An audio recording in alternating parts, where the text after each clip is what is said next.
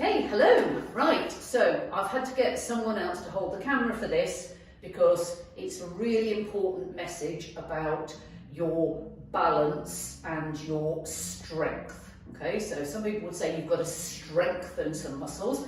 So if I have a posture like this, there are people who would say we need to strengthen the back.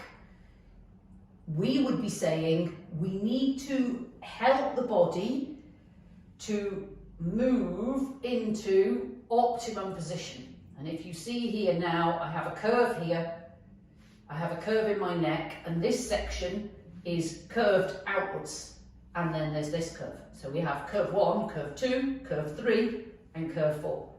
But as people slouch, and I'm going to go on a chair now and show you, for instance, so that I am now here.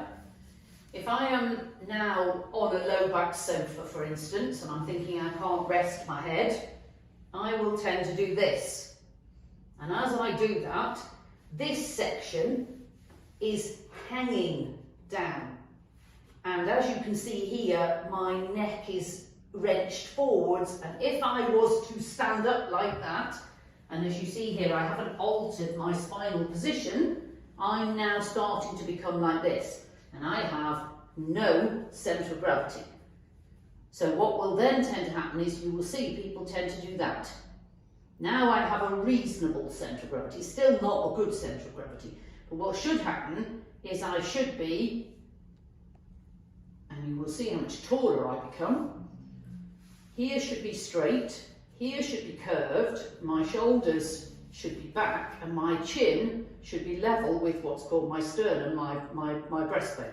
So if I'm sitting in a seat correctly, I should have a curve here, and I've got one of these here, a piece of pipe bagging or a section of swimming noodle on top of your pelvis. So it's there. And you will see that what it does is brings my spine into what's called neutral position, where my head is balanced perfectly on top of my body, so it's not putting any tension into my neck. And then, basically, all of my vertebrae are locked all the way down. Vertebrae lock. And if you actually look at a spine, they are designed to lock. If they're locking, they're stable. They don't need loads of muscle strength to stay locked. It's about posture. But your head weighs 10 to 12 pounds. Every 10 degrees it's forward of the centre line, it adds 10 pounds. So now we're at 22 pounds, 20 to 22 pounds, which is 1.5 stone on your neck. 20 degrees.